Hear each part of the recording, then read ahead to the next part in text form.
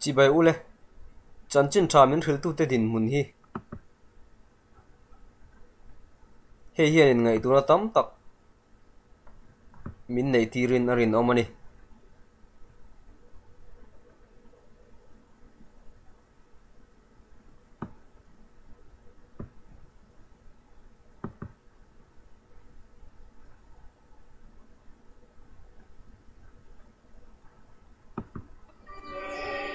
After almost 200 years of worship on this spot, Hill Mountain Chapel near Haverfordwest is closing.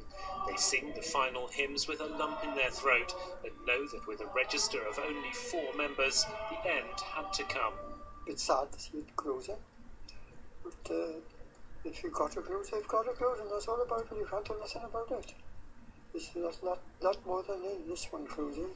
Wales is littered with abandoned chapels, too costly for dwindling congregations to maintain. Of the 6,500 built, more than half have closed. Neyland in Pembrokeshire neatly illustrates the plight of Welsh chapels. This small town once had 4 of them. 2 are now closed and another survives without a minister.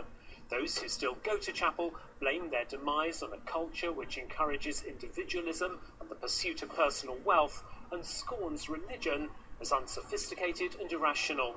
Almost half of Methodist chapels in Pembrokeshire have closed in the last 12 months, but the church says freeing itself of expensive buildings will help it take Christianity into the wider community.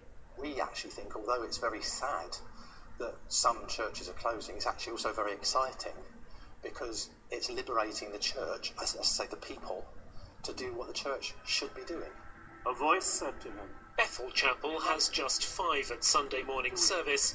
In the long term, they could be fighting a losing battle to keep it open. Wales was built on a culture that included nonconformity.